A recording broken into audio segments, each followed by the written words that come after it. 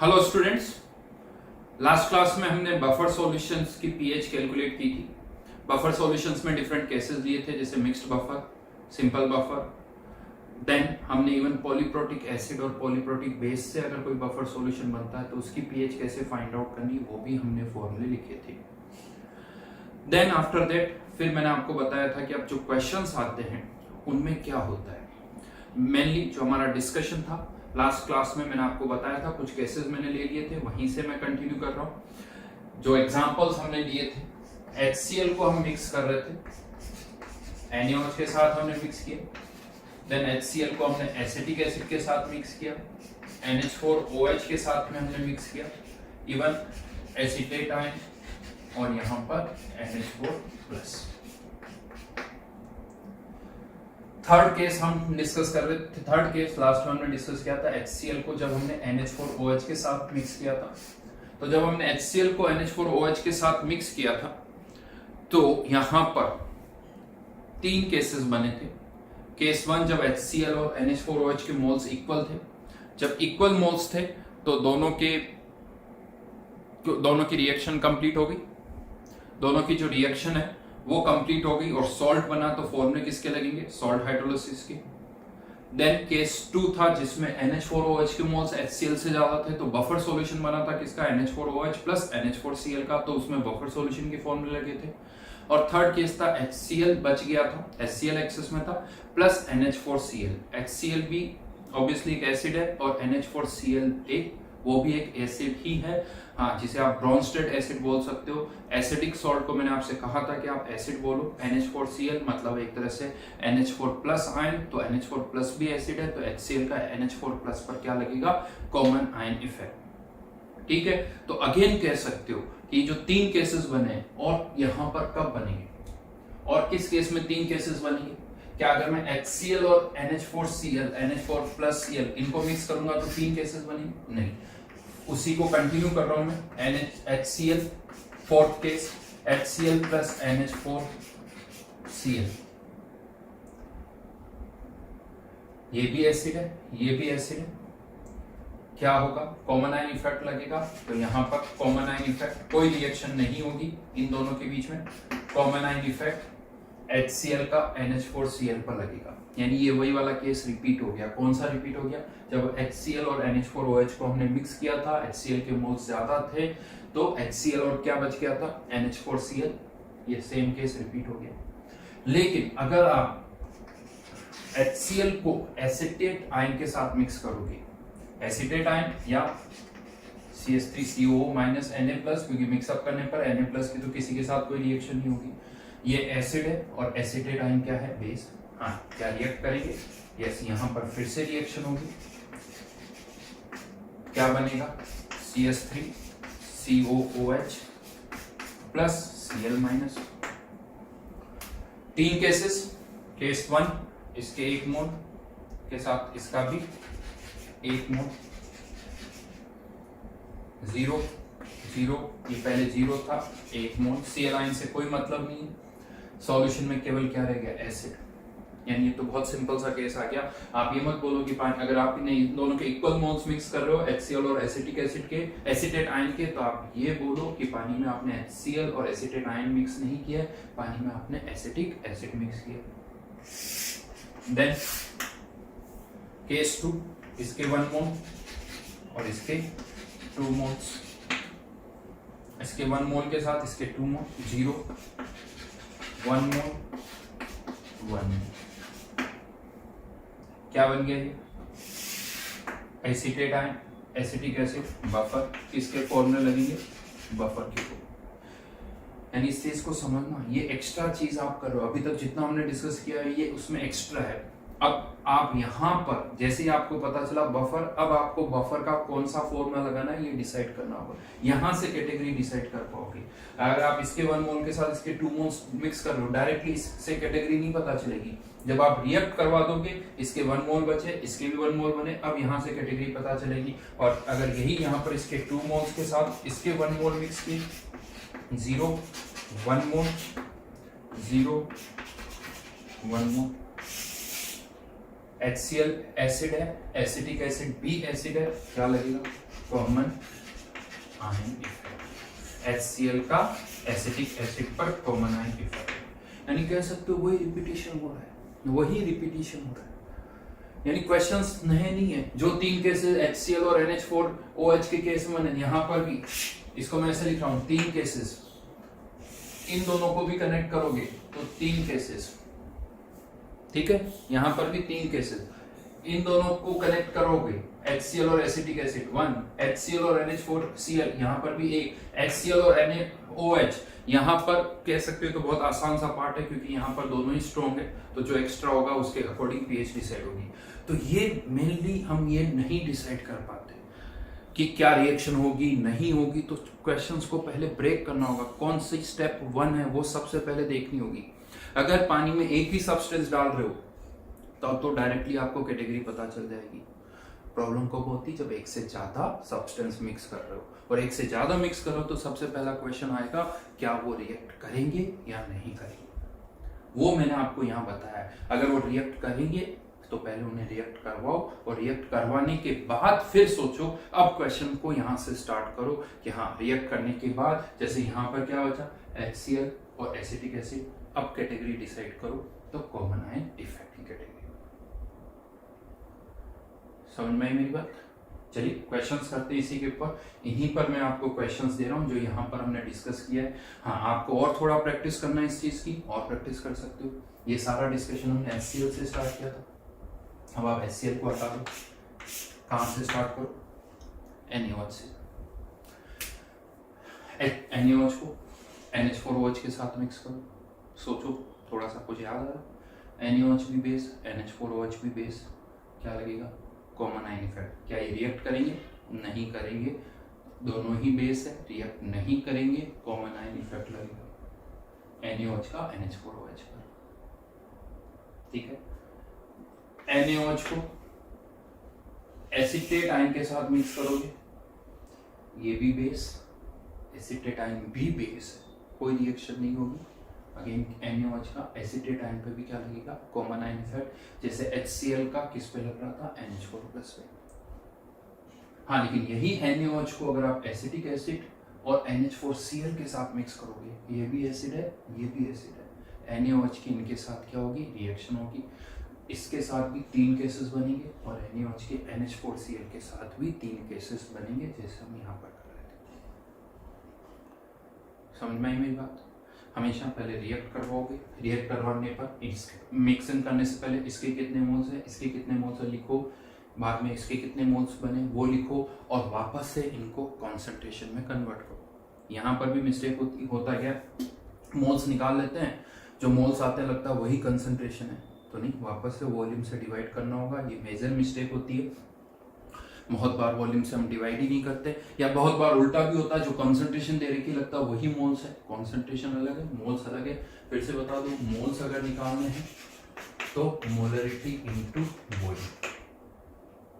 अगर ये ml में है तो ये मिलीमोल्स हो जाएंगे, ये लीटर में है तो मोल्स हो जाएंगे। ज्यादातर वॉल्यूम ml में ही होता है, तो मिलीमोल्स वर्ड ज्यादा यूज करो। Millimoles equals to molarity into volume in ml, यहाँ पर वॉल्यूम इन, और मिलीमोल्स को अगर आप वॉल्यूम इन ml से डिवाइड कर दोगे तो फिर से क्या आ जाएगी? कॉन्सेंट्रेशन बोल दो या मोलरिटी। चलिए अब मैं क्वेश्चन दे रहा हूं यहां पर।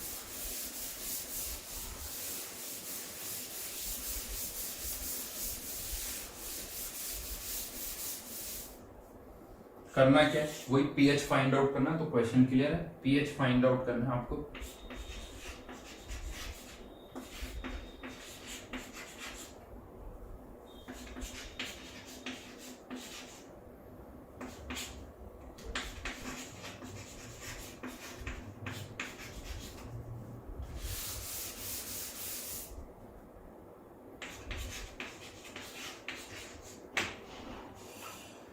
यहां पर Ka और जिस Ka of acetic acid, Kb of NH4OH, इनका डेटा देखा। चलिए ये भी दे देता हूँ 10⁻⁵, जरूरत पड़ेगी ये भी 10⁻⁵।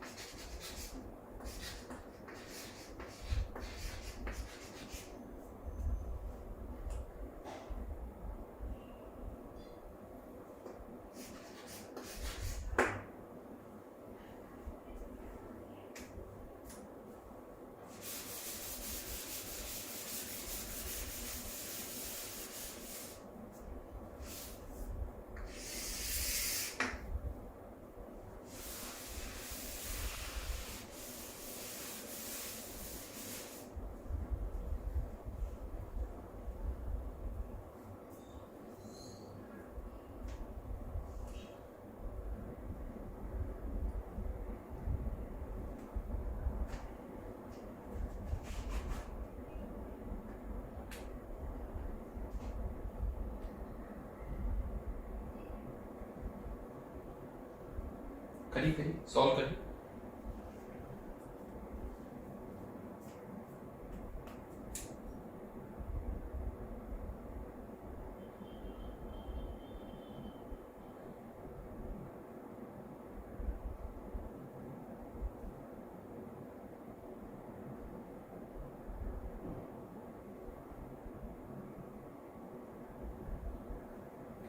फर्स्ट स्टेप पहले ये डिसाइड करो क्या ये रिएक्ट करेंगे या नहीं करेंगे, वो हमेशा फर्स्ट स्टेप होगी। सेकंड स्टेप, अगर वो रिएक्ट कर रहे हैं तो उनके मोल्स निकालो, उनको रिएक्ट करवाओ, प्रोडक्ट के मोल्स निकालो, फिर वापस से मोल्स को वॉल्यूम से डिवाइड कर दो, मोल्स को वॉल्यूम से डिवाइड कर दो।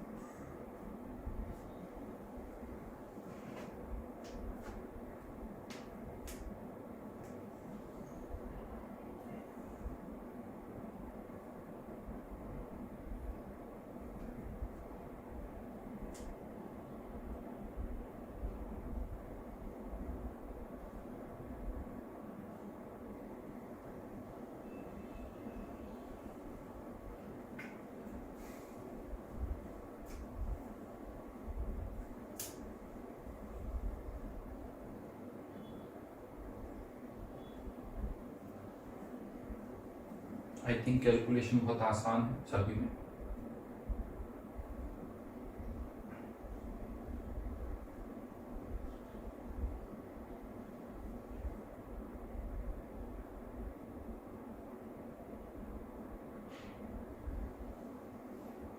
पीएच कैलकुलेट करनी है सभी में, पीएच ही कैलकुलेट करनी है आपको।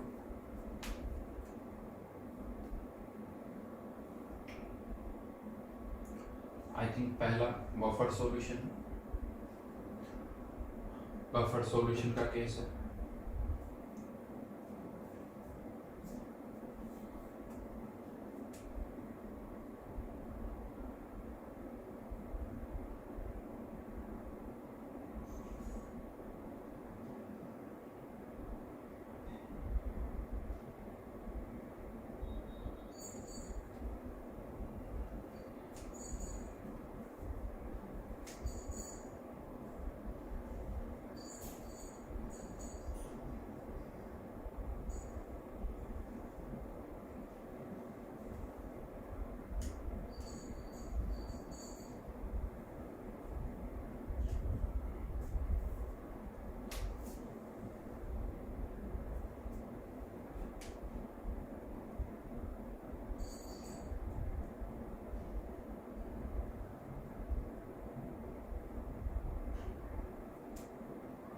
चलिए first buffer solution, I think answer पहले बताऊं मैं।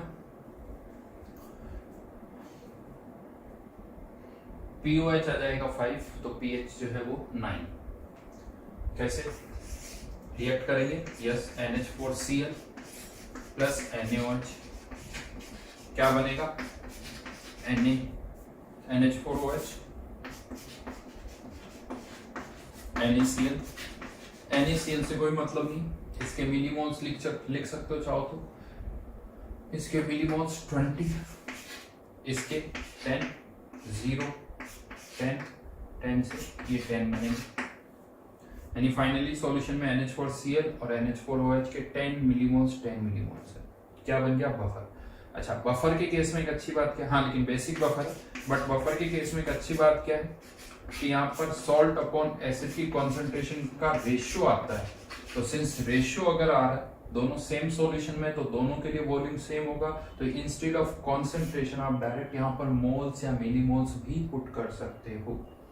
तो यहाँ पर इसके 10 मिलीमोल्स, इसके भी 10, तो यही पुट कर दो क्योंकि वॉल्यूम तो सेम है। डिवाइड भी करोगे 200 ml कैंसिल आउट हो जाएगा। वैसे ही log 1 है, पीकेबी की वैल्यू कितनी है?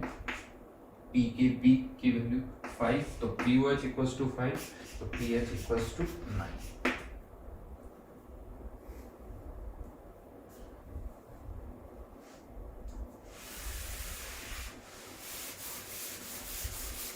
ये डेटा याद रखना।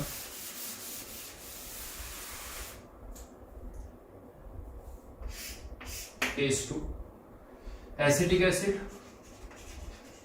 प्लस NaOH, अगेन रिएक्शन होगी, एसिड और बेस है, CH3COONA प्लस H2 अब यहाँ पर एक तरीका और है, मोल्स ना लिख के डायरेक्ट आप इनकी कॉन्सेंट्रेशन भी लिख सकते हो, क्योंकि वॉल्यूम जस्ट डबल हो गया, 100 ml 100 ml और 200 ml।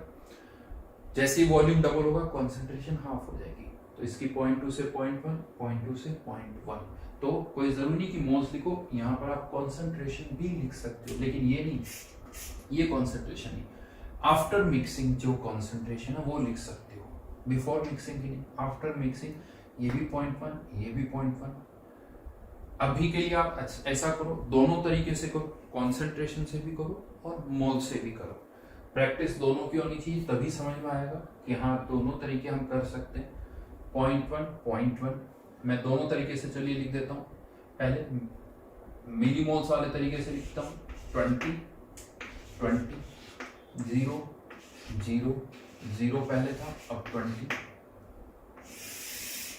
कॉन्सेंट्रेशन कैसे निकालोगे? 20 डिवाइडेड बाय 200 ml, तो सॉल्ट की कंसंट्रेशन CH3CONe की concentration 20 divided by 200 which is 0.1।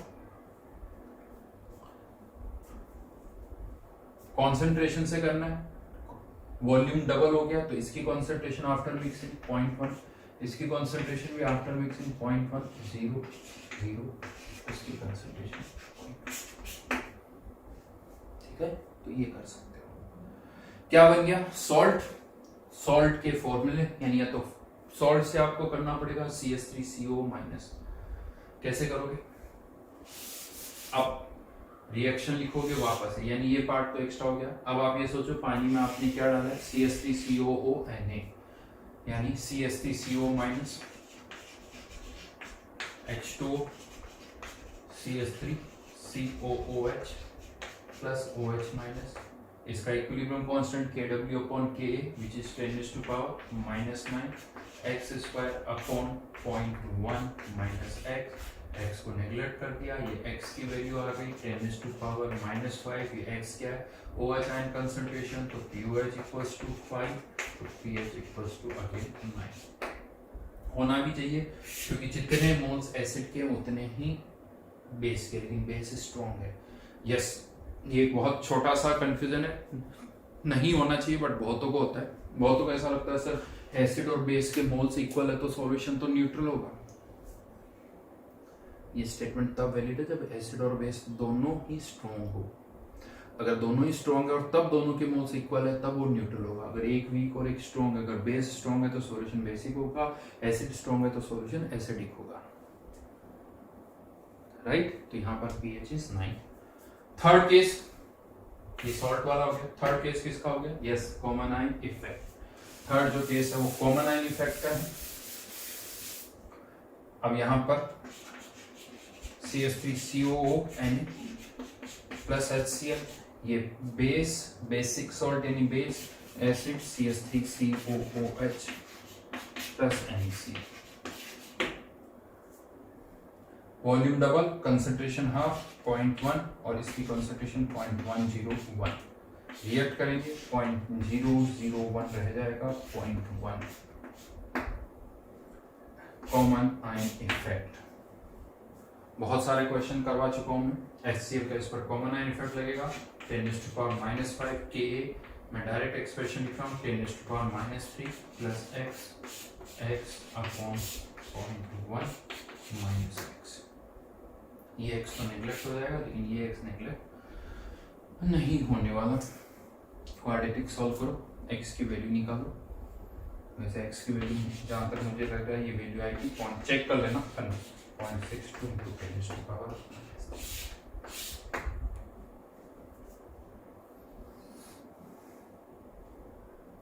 ठीक है, अब क्वेश्चंस यही आते हैं पूरे चैप्टर में। अब आप देखोगे इसी तरह के क्वेश्चंस हैं और कुछ भी नया नहीं है। हाँ, लेकिन अब चेंज क्या हो सकता है?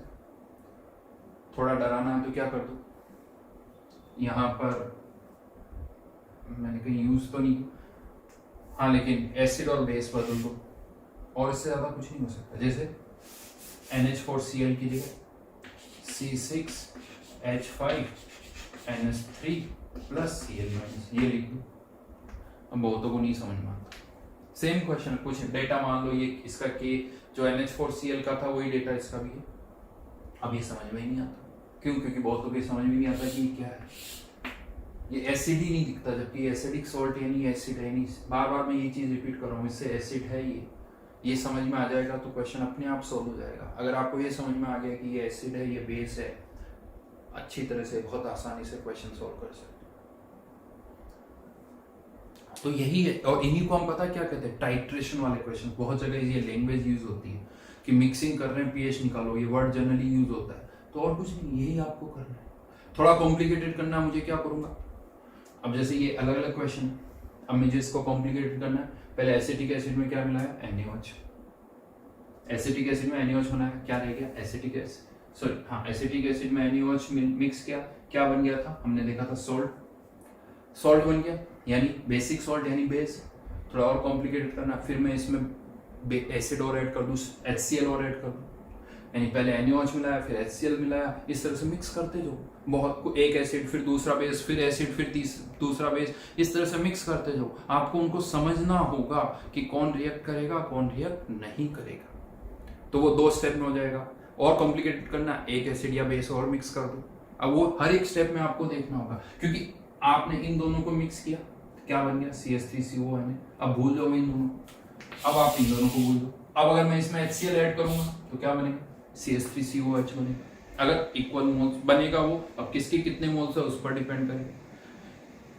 CH3CONA प्लस HCl, इनकी रिएक्शन होगी, इनको भूल जाओ। ये केसेस हम सब ले चुके हैं, CH3CONA और HCl के केसेस भी हम ले चुके हैं। तो वहां से फिर स्टार्ट करना होगा। एक तो ये नहीं पता चलता रिएक्ट करेंगे या नहीं करेंगे। दूसरी मिस्टेक क्या होती है, मैं आपको बता दूं, ये तो अभी भी मैंने डेटा बड़े अच्छे से दिए आपको, 100 ml तो हो गया आसानी से, बड़ा आसानी से। इसका 100 ml, इसका भी 100 ml, वॉल्यूम डबल, कंसंट्रेशन आप, मैं आपको गारंटी के साथ बताता हूँ, यही अभी 100 ml और यहाँ पर पता है, चलो ये तो नहीं, थोड़ा और कोई केस ले लेता हूँ, इसको थोड़ा बदल देता हूँ। ये लो, ये कर दिया 400 ml और इसकी जगह इसको कर दिया, या ये 200 ml और इसको कर दिया 0.1, ऐसे कर दिया। अब आंसर बदल जाएगा। अब कॉन्सेंट्रेशन इसकी 0.2 है, इसकी 0.1 है। अब वॉल्यूम जो है, इसके लिए वॉल्यूम 100 ml से 300 ml हो रहा है, इसके लिए 200 ml से 300 ml हो रहा है। अब कंसंट्रेशन हाफ नहीं होगी, अब कंसंट्रेशन हाफ नहीं होगी, इसके लिए कुछ और चेंज होगा, इसके लिए कुछ और चेंज होगा। हाँ, फॉर्मूला अभी भी वही लगेगा, सॉल्ट हाइड्रोलिसिस वाला ही लगेगा, क्योंकि इसके 20 मिलीमोल्स है, इसके भी 20 मिलीमोल्स है, अभी भी सॉल्ट हाइड्रोलिसिस वाला फॉर्मूला तो वही लगेगा। बट अब जो सॉल्ट की कंसंट्रेशन है वो 0.1 नहीं होगी।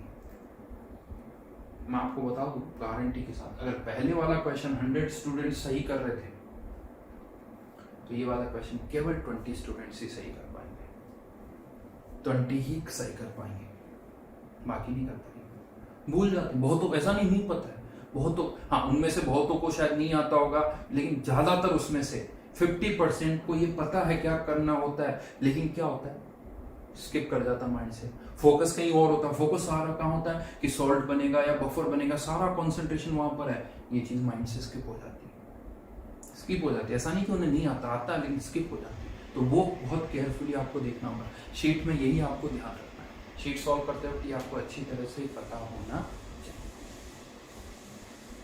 क्लियर? प्रैक्टिस करोगे अपने आप क्लियर होगी, चीजें आसान होगी, ऐसा नहीं है। बट क्वेश्चंस इसी तरह से ही होंगे ना, इसी में और कॉम्प्लिकेशंस करते हैं। अब और कॉम्प्लिकेशंस कैसे होगी, जैसा अभी मैंने बताया था, या तो एसिड बेस बदल दो, pyridine डाल दो, एनिलीन डाल दो, अपने आप ही कॉम्प्लिकेशंस आ जाएंगी। Concentration 0.12, 0.13, volume 150 ml, 300 ml, 350 ml, ये एक तरीका हुआ। कैलकुलेशन टफ कर दो, क्वेश्चन अपने आप टफ हो जाता है। दूसरा तरीका टफ करने का, ये सारे एसिड बेस मैंने कौन से लिए, पॉलीप्रोटिक, मोनोप्रोटिक। अब क्या करें, एसिड और बेस जो है मोनोप्रोटिक लिए थे, अब हम पॉलीप्रोटिक एसिड बेस ले रहे हैं। अभी मोनोप्रोटिक लिए थे, अब हम पॉलीप्रोटिक एसिड बेस पर जाएंगे। फॉर एग्जांपल H2CO3, H2CO3 है, इसमें हम NaOH मिक्स कर, इसमें हम NaOH मिक्स कर रहे हैं, क्या होगा, ये एसिड ये बेस है, कैसे रिएक्ट करेंगे, इसमें से पहले एक H+ आयन निकलेगा और ये कन्वर्ट होगा NaHCO3 में, साथ में क्या बनेगा H2O। अब आप NaOH और डालते जाओगे, H2CO3 कम होता जाएगा, NaHCO3 बनता जाएगा, इसकी कंसंट्रेशन कम होगी, इसकी बढ़ेगी, धीरे धीरे क्या होगा, ये पूरा कंज्यूम हो जाएगा, ये पूरा कंज्यूम हो जाएगा और सॉल्यूशन में यही बचेगा NaHCO3। अब आपने अगर और NaOH मिक्स किया तो अब जो ये NaOH है ये किसके साथ रिएक्ट करेगा, NaHCO3 के साथ। ये किसके साथ रिएक्ट करेगा, NaHCO3 के साथ, और आपकी बार क्या बनेगा Na2CO3 प्लस H2O। जब तक कंटेनर में H2CO3 है, अगर आप NaOH डालोगे तो NaOH की NaHCO3 के साथ कोई रिएक्शन नहीं होगी। क्यों, ये एसिड है, कंपेयर करें, ये स्ट्रॉन्ग एसिड है एज कंपेयर टू NaHCO3। ये भी एसिड है क्योंकि ये H+ भी दे सकता है, बेस भी होगा लेकिन एसिड तो ही, बट ये स्ट्रॉन्ग है।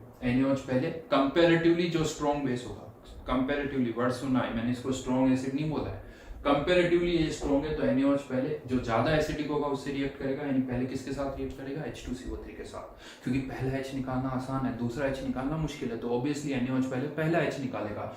तो जब ये पूरा कंज्यूम हो जाएगा तब NaOH की किसके साथ रिएक्शन स्टार्ट होगी, NaHCO3 के साथ। यही अगर H3PO4 होता तो पहले सारा पहला H+ आयन निकलेगा, जब पहला H+ आयन निकल जाएगा NaH2PO4 बनेगा, फिर आप और NaOH डालोगे तो अब वो NaH2PO4 रिएक्ट करना स्टार्ट करेगा, उस किस में कन्वर्ट होगा, Na2HPO4 में, और फिर आप और NaOH डालोगे तो फिर वो Na2HPO4 किस में कन्वर्ट होगा, Na3PO4 में। यानी H3PO4 की केस में 3 स्टेप में रिएक्शन होगी, यहाँ पर 2 स्टेप में हो रही है। अब फॉर्मूले कौन से लगेंगे, ये सब अगेन इनके रिलेटिव मोल्स पर डिपेंड करेगा, किसके मोल्स ज्यादा किसके कम है। थोड़ा आसान बना लेता हूं, यहाँ पर इसका 1 मोल, इसका आधा मोल ही लिया, यानी केस 1 ऐसे लिख सकता हूं, ये 1 मोल प्लस हाफ मोल, ठीक है। क्या होगा, फर्स्ट रिएक्शन ही पूरी नहीं होगी क्योंकि ये लिमिटिंग है, इसके कितने मोल्स बचेंगे, हाफ, ये 0, इसके कितने हाफ, H2CO3 के हाफ मोल्स, NaHCO3 के भी हाफ। याद आ रहा कुछ, क्या याद आ रहा, बफर किसका, H2CO3 और NaHCO3 का बफर,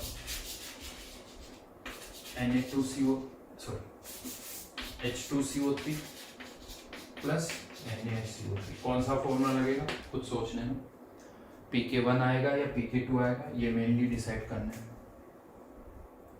मन तो कर रहा मेरा बता दूं लेकिन रोक रहा हूं मैं अपने आप को, सॉरी, आप खुद डिसाइड करो। 1 मोल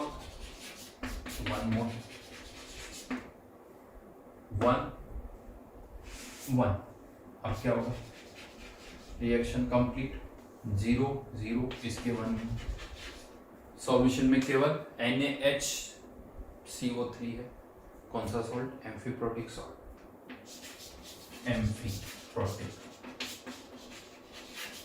किसका, NaHCO3 का। फॉर्मूला पता है, थर्ड 1 मोल 1.5 मोल। अब 1 मोल पहले सोचो 1 मोल ही डाला, इसके 1 मोल बन गए, ये भी 0 ये भी 0, सॉल्यूशन में NaHCO3 का 1 मोल है। अब आपने 0.5 मोल NaOH और डाल दिया, टोटल 1.5 डालना था, 1 तक डाला, अब 0.5 और डाल दिया, एक तरह से क्या होगा, अब सेकंड रिएक्शन स्टार्ट होगी। इसके कितने मोल्स बने थे, 1 मोल, इसके कितने डाले आपने, 0.5 और टोटल 1 प्लस 0.5 टोटल 1.5। अब सेकंड रिएक्शन होगी, क्या कंप्लीट हो जाएगी, नहीं, इसके कितने मोल्स बचेंगे, 0.5 0, इसके 0.5, फिर से क्या बन गया, बफर, लेकिन अब की बार बफर किसका, NaHCO3 प्लस Na2CO3। फॉर्मूला बदल जाएगा, वापस से सोचना होगा आपको, pk1 आएगा या pk2 आएगा, वो आपको डिसाइड करना है। फोर्थ पार्ट 1 मोल 2 मोल्स, 1 मोल और 2 मोल्स। इस बार क्या होगा, फर्स्ट रिएक्शन 1 मोल कंप्लीट। अभी भी NaOH के कितने मोल्स बचे हुए हैं, 1 मोल। इसके 1 मोल बने, इसके भी 1 मोल है बचे हुए, टोटल 1 यहाँ कंज्यूम हो गए, 1 अभी भी बचे हुए। तो इस 1 मोल रिएक्ट करेंगे, Na2CO3 का भी 1 मोल बनेगा और सॉल्यूशन में कुछ भी नहीं बचा। क्या बच गया सॉल्यूशन में, Na2CO3।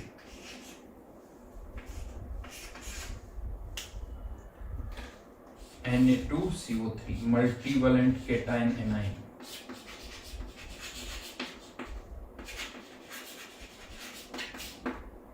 अब मल्टीवैलेंट केटायन एनाइन किस की रिएक्शन से आपको फाइंड आउट करना है, किसका हाइड्रोलिसिस होगा, कार्बोनेट आयन का हाइड्रोलिसिस होगा।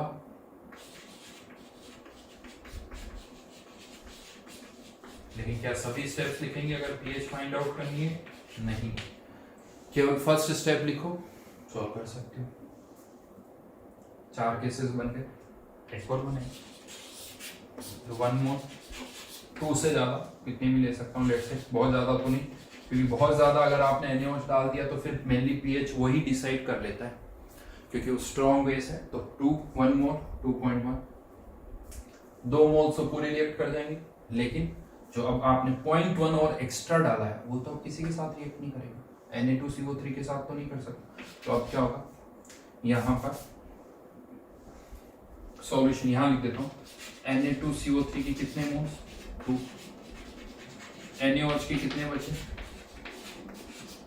0.1, क्या बोलोगे, कॉमन आयन इफेक्ट NaOH का किस पर, Na2CO3। Na2CO3 क्या है, बेसिक सॉल्ट यानी बेस, कौन बेस है, carbonate ion. Carbonate ion H2CO3 acid है, कार्बोनेट आयन बेस है, NaOH का Na2CO3 पर क्या लगेगा, कॉमन आयन इफेक्ट।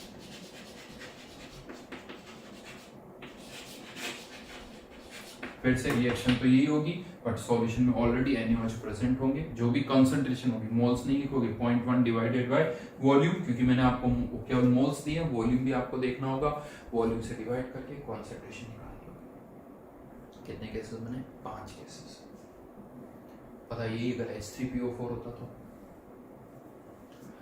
अगर 2 रिएक्शन है तो 5 केसेस, 1 रिएक्शन है तो 3 केसेस बने थे, 2 रिएक्शन है तो 5, तो अगर 3 रिएक्शन होगी तो 7 केसेस बनेंगे, 7 केसेस बनेंगे, और आपको उनकी पीएच फाइंड आउट करनी। यस, ये है आयनिक इक्विलिब्रियम। यही प्रॉब्लम होती है, समझ में नहीं आता, केसेस वेरी कर रहे हैं। आप देखो यहाँ पर बफर एम्फीप्रोटिक, फिर बफर, लेकिन यहाँ से यहाँ फॉर्मूला अलग, ये मल्टीवैलेंट केटायन एनायन, ये कॉमन आयन इफेक्ट। ऐसा नहीं, यानी माइंड में आपको पता होना चाहिए, प्रैक्टिस करनी होगी। एक एक कैटेगरी हम डिस्कस करेंगे, कहीं प्रॉब्लम नहीं होगी, ये कैटेगरी इसका क्वेश्चन, ये कैटेगरी इसका क्वेश्चन, यहाँ प्रॉब्लम आती है, और यहीं से ये प्रैक्टिस आपको करनी होगी, तब जाके क्लैरिटी आएगी। ये भी करनी होगी, और वो सिंपल एसिटिक एसिड NaOH वो भी करनी होगी, तो उनकी प्रैक्टिस करनी, और कुछ सबका कॉन्सेप्ट एक ही जैसा है। 3-4 चीजें आप शीट सॉल्व कर लो, सब कुछ क्लियर हो जाएगा। और मैं फिर से कह रहा हूँ, जेई के क्वेश्चंस आप देखोगे ना, हाँ डायरेक्ट मैं आपको बता दूं, अगर आप इसके जेई एडवांस के एक्सरसाइज देखोगे तो आपको लगेगा यार क्वेश्चन तो ज्यादा नहीं, आयनिक पर क्वेश्चंस आते हैं, बट आयनिक इक्विलिब्रियम कभी इलेक्ट्रो से कनेक्ट हो जाता है, कभी लिक्विड सॉल्यूशन से कनेक्ट हो जाता है, तो इसके मिक्स्ड क्वेश्चंस आते हैं। तो लिक्विड सॉल्यूशन में आप देखोगे बहुत सारे क्वेश्चंस जो है, या इलेक्ट्रोकेमिस्ट्री में देखोगे तो बहुत सारे क्वेश्चंस हैं, तो बहुत सारे क्वेश्चंस आते हैं, बट वो इंटरलिंक्ड क्वेश्चंस होते हैं। जनरली जो पैराग्राफ आता है आप नोटिस करोगे, इलेक्ट्रो प्लस आयनिक का पैराग्राफ आता है, वो सारे पैराग्राफ जो है इलेक्ट्रोकेमिस्ट्री की शीट में दे रखे, बट क्वेश्चंस इसी तरह से होंगे। चलिए कर ही लेते हैं, इसी तरह से क्वेश्चन मैं आपको दे रहा हूँ, लेकिन आप करना किसके लिए, आपको H3PO4 के लिए, आपको किसके लिए सॉल्व करना है, H3PO4 के लिए।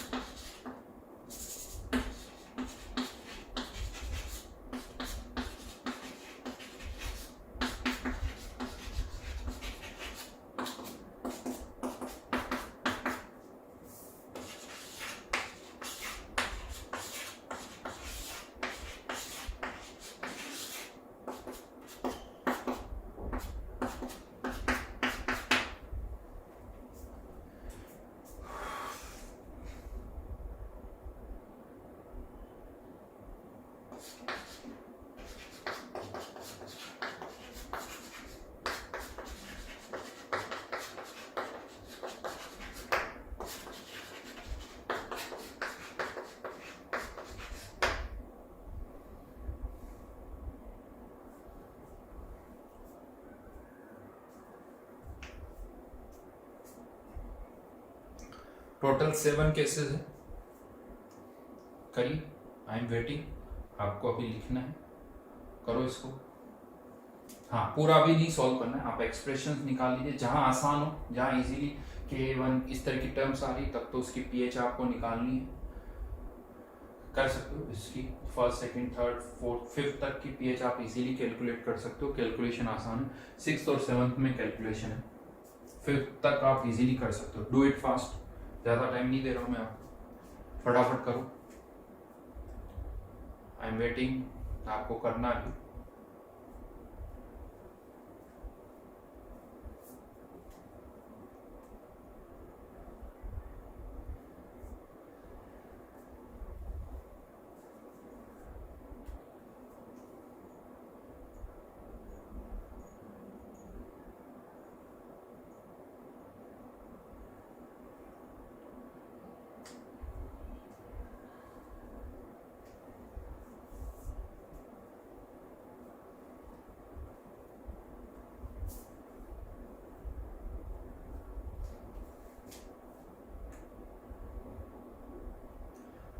फर्स्ट स्टेप्स, तीनों रिएक्शंस लिखिए और रिएक्शंस लिखते वक्त उनके बीच में गैप छोड़ दी, और हो सके तो बीच में जब आप लिख रहे हो तो पेंसिल से लिखिए, ताकि पहले केस के बाद दूसरा केस जब स्टार्ट करो तो वापस उसे इरेज कर सको। रिएक्शंस तो पेन से लिखिए, जब मोल्स मिलीमोल्स लिख रहे हो तो वो पेंसिल से लिखिए ताकि वापस उन्हें इरेज कर सको।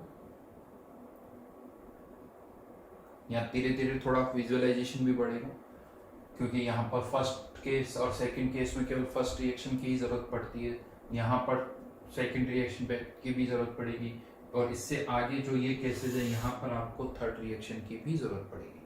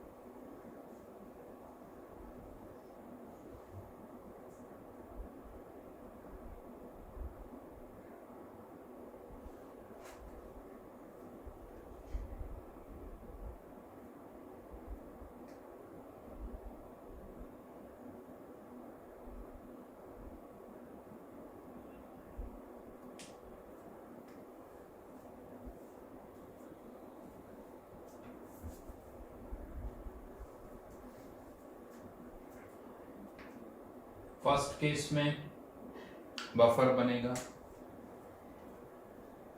किसका बफर बनेगा?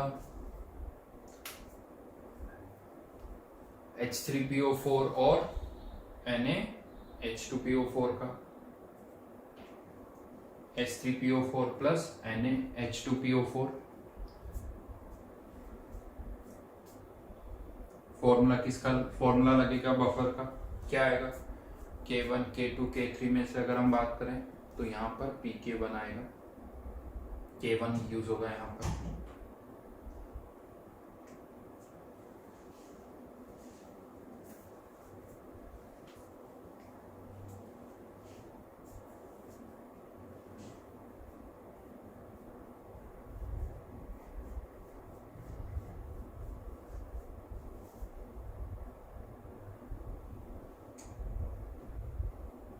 Second case, first reaction complete हो जाएगी, फर्स्ट रिएक्शन कंप्लीट हो जाएगी, एम्फीप्रोटिक सॉल्ट बनेगा,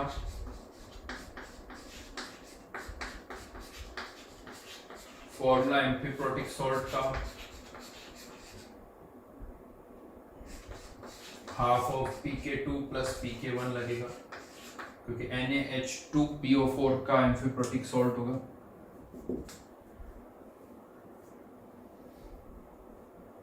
half of PK2 plus PK1, क्योंकि अगर ये H लूज कर रहा है तो ये कौन सा H लूज कर रहा है? सेकंड, तो PK2, और एक इससे पहले वाला PK1।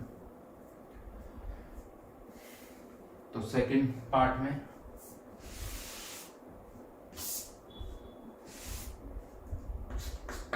बफर फॉर्मूला लिख रहा हूं मैं direct, PH equals to PKA1 log वाली टर्म 0 हो जाएगी, लॉग 1 यानी इक्वल मोल्स है 0। सेकेंड वाला केस एम्फीप्रोटिक सॉल्ट, इसका amphiprotic salt NaH2PO4 half of Pk2 plus Pk1, तो आंसर कितना आ जाएगा 4 और 7 दे रखा था, तो 11 डिवाइड बाई 2 5.5।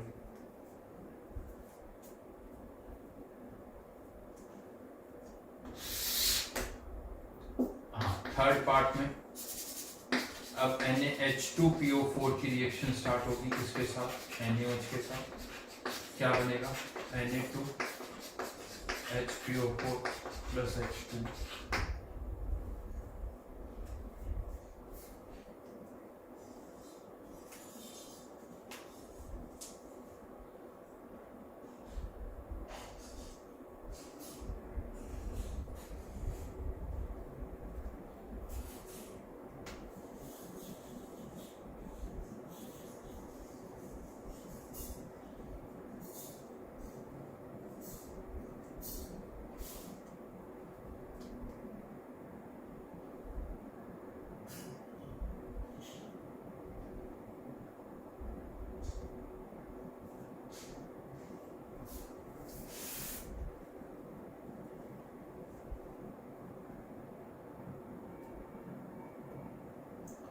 बफर बन जाएगा थर्ड पार्ट में। फिर से इसके 10 मिलीमोल्स है, अब आपने इसके कितने डाल दिए 15 मिलीमोल्स, 10 के साथ 10 यहाँ रिएक्ट कर जाएंगे, इसके 10 मिलीमोल्स बनेंगे।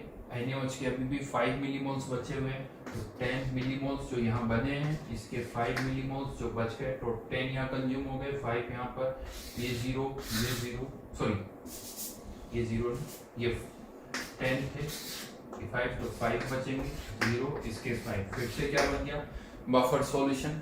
बफर का फॉर्मूला, हाँ लेकिन इस बार बफर का फॉर्मूला NaH2PO4 और Na2HPO4 है, तो pH इक्वल्स टू pKa2। वापस से सिंस 5 और 5 है, तो ये वाली टर्म 0 हो जाएगी। ये थर्ड पार्ट का आंसर है, थर्ड पार्ट का ये आंसर। फोर्थ पार्ट में क्या होगा, फोर्थ पार्ट में क्या होगा, ये रिएक्शन कंप्लीट हो जाएगी, ये रिएक्शन कंप्लीट हो जाएगी।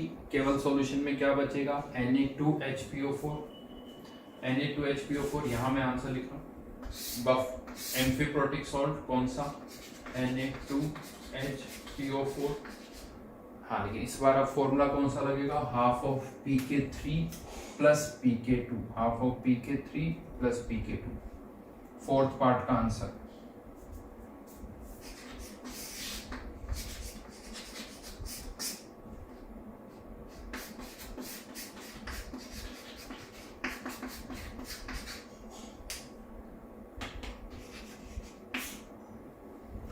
फिफ्थ पार्ट फिर से बफर। अब फिफ्थ पार्ट में कौन सी रिएक्शन स्टार्ट हो जाएगी, Na2HPO4 plus NaOH,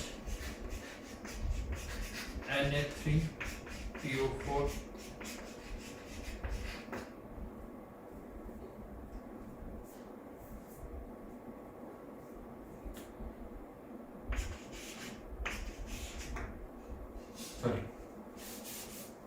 fifth part में इसके 25 मिलीमोल्स है, 10 यहाँ रिएक्ट कर गए, 10 यहाँ रिएक्ट कर गए, कितने रिएक्ट कर, अभी मैं बता देता हूँ, इसके 10, इसके टोटल 25 में से 10 यहाँ रिएक्ट कर जाएंगे, 10 यहाँ रिएक्ट कर जाएंगे, बचे कितने एनपीवी इसके 5, इसके कितने बनेंगे 10 मिलीमोल्स, 0 5 5।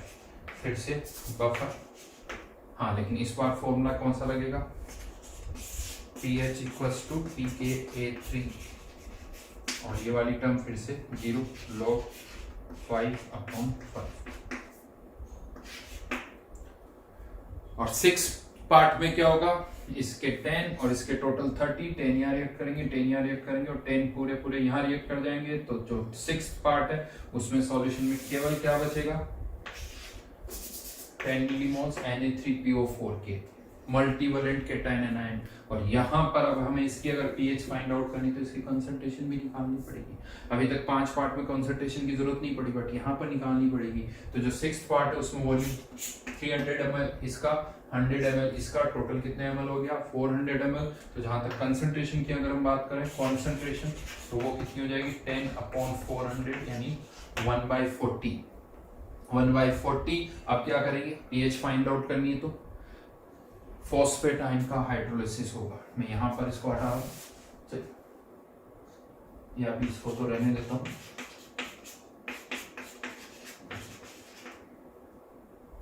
फॉस्फेट आयन का हाइड्रोलिसिस,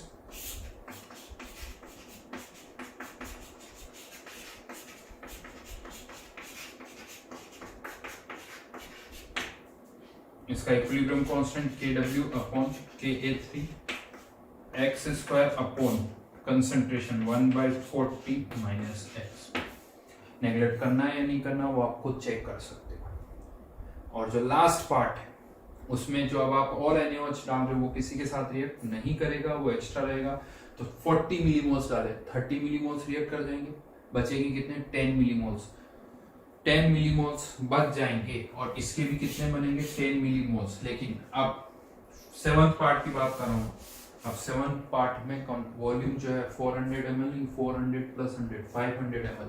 तो जो 7th पार्ट है उसमें Na3PO4 की कंसंट्रेशन 1/50 और NaOH की कंसंट्रेशन 10 मिलीमोल्स बचे हैं, उसके भी वॉल्यूम 500, तो उसकी भी 1/50। फिर से क्या लगेगा कॉमन आयन इफेक्ट। केसेस खुद बना सकते हो, और कैसे बना सकते हैं ये तो आपको और प्रैक्टिस चाहिए, खुद कर सकते हो, बहुत आसान। यहाँ पर H3PO4 की जगह क्या डाल दो Na3PO4 और यहाँ पर NaOH की जगह HC। फिर से वही 7 केसेस बन गए, फिर से वही 7 केसेस बन गए।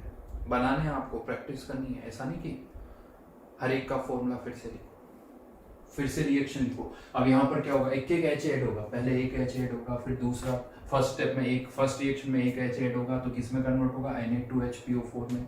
फिर एक और H ऐड होगा तो किस में कन्वर्ट होगा NaH2PO4 और फिर एक और H ऐड होगा तो H3PO4 में। फिर से केसेस बनेंगे, वापस से आपको देखना है, यानी रिवर्स कह सकते हो, समवॉट इट इज रिवर्स कि हाँ Na3PO4 अब किस में कन्वर्ट हो रहा है H3PO4 में। पहले क्या हो रहा था H3PO4 किस में कन्वर्ट हो रहा था Na3PO4। फिर से 7 केसेस बनेंगे, आपको ये 7 केसेस यहाँ पर लिखे हुए हैं, इन सबके फिर से फॉर्मूले लिखने। डाउट्स है आप पूछ सकते हो, किसी में भी आपको डाउट लगे आप पूछ सकते हो। बहुत ग्रुप में आप डालिए, व्हाट्सएप ग्रुप में डाल के देखिए सही है या नहीं, अपने आप पता चल जाएगा। तो वो प्रैक्टिस आपको करनी है। फिर से मैं कहूंगा अभी भी ये जो केसेस है क्या हो रहा है सीक्वेंस में तो बड़ा आसान लगता है, सडनली एक क्वेश्चन बीच में जब आ जाता है ना तब नहीं समझ में आता। अभी क्या हो गया फिर फ्लो आ गया, मैंने यहाँ पे बताया रिएक्शन माइंड में प्रॉब्लम कब होती है, जब सडनली क्वेश्चन आ जाता है, क्लिक नहीं करता, तो वो बहुत अच्छी खासी प्रैक्टिस होगी तभी हम इन सबको समझ पाएंगे। तो क्वेश्चंस मैंने आपको बताए, अभी भी बफर वाला पार्ट कंप्लीट नहीं हुआ है, बफर का था एक पार्ट अभी भी बाकी है, चेंज इन पीएच। बट मैं चाहता हूँ कि इससे पहले कंफ्यूज नहीं हो, आप इस पर प्रैक्टिस करो, फिर हम इसके आगे बढ़ेंगे। ज़्यादा बड़ा नहीं, छोटा सा पार्ट है, बट हाँ आपको पहले इसकी प्रैक्टिस करनी होगी, क्योंकि अब इस मोमेंट पर अगर हमने शीट को अच्छी तरह से सॉल्व नहीं किया तो फिर आगे बढ़ते हुए और कन्फ्यूजन क्रिएट हो जाएगा। तो यहाँ पर बहुत अच्छी तरह से शीट को सॉल्व करना है। स्टूडेंट्स आते हैं क्वेश्चन नहीं हो रहे हैं, तो मैं आपको बता दूं S1 के क्वेश्चंस जो हैं बहुत सिस्टमेटिक है, बहुत सिस्टमेटिक। अगर आप सीक्वेंस में बढ़ते जाओगे आपके सारे डाउट्स अपने आप क्लियर होंगे। वो क्वेश्चंस अपने आप में थ्योरी है, वो जो क्वेश्चंस हैं वही अपने आप में थ्योरी। इनफैक्ट मैं आपको बताऊं इस आने की क्या थ्योरी है, ये थ्योरी तो हमने क्रिएट किया। आप एनसीईआरटी देखो, किसी बुक में देखो, कुछ नहीं, क्योंकि केसेस कैसे बन रहे हैं डेटा पर बेस्ड क्वेश्चंस हैं। है क्या है, हर जगह एसिड बेस है, हर जगह एसिड बेस है, और कुछ नया थोड़ी है। H3PO4 है, कभी उसका उल्टा कर दिया Na3PO4, कभी NaH2PO4, तो क्वेश्चंस को क्रिएट किया जा रहा है। तो ये सब न्यूमेरिकल्स है जो हम यहाँ पर कर रहे हैं। ठीक है, तो चलिए आज के लिए हम यहीं पर करते हैं, इससे आगे फिर नेक्स्ट क्लास में हम करेंगे। Thank you.